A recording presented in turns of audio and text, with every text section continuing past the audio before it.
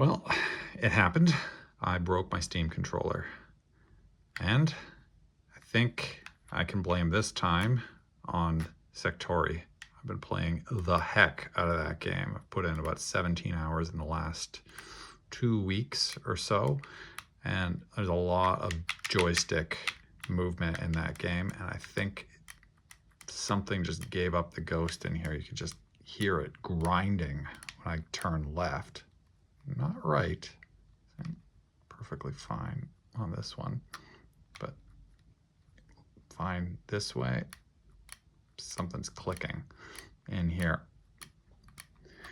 I suspect, if I pull up, this is the guts of a, I think, yeah, this way.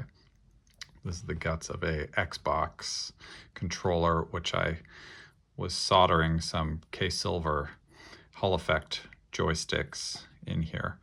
And I suspect what's happened is one of these cables here broke. Now it's funny, these K-Silvers, I think these are similar to what's inside of here. And I don't want to open this up because I'll be honest, Valve has been super, super prompt in issuing an RMA exchange for this guy, but I'm just recording this for posterity to let other folks know, hey, this is what's happened.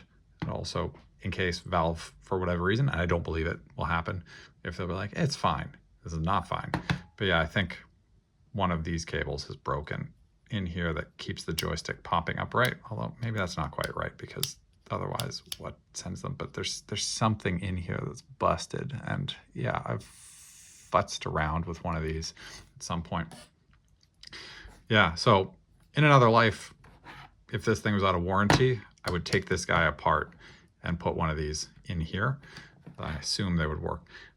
But I'm actually a little disappointed in Steam.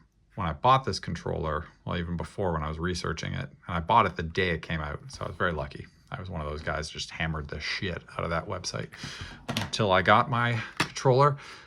But these joysticks are soldered in place, much like any traditional controller, like my Xbox Elite 2 controller. But these joysticks are soldered in place. It's my terrible solder job. Don't judge me. This was a test. But they're soldered in place, and so it's really hard to take all this stuff off and put this back on here. And Valve did the same thing. But in their rationale, they said they believe these joysticks won't fail in the lifetime of the rest of the controller, or something along those lines.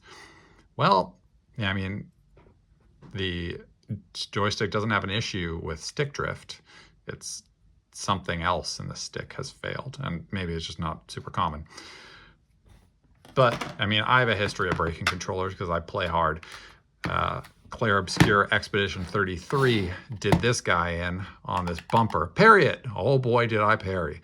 I parried so hard and so frequently that the right bumper on this guy, and this was a known problem with this controller, the right bumper failed and started issuing spurious commands. Fortunately, that's a very easy soldering job. I did pop off a capacitor or resistor, but it seems to still work without it. So this is my go-to. I love these bumpers. Fortunately, this guy has the same thing, but yeah, with the added pads, which I use, but not as much as I'd like because they're not in the spot I want. But the gyro aim is amazing. I mean, if this guy had gyro aim, I would use this all the time. But yeah, soldering controllers, something I'm familiar with, and I would do it on this guy, but fortunately it's only a few months into its, what I assume is a 1-year warranty. But yeah, why did this happen? I mean, 17 hours of really hard Sektori. Before that, I was playing not very much. I've been busy.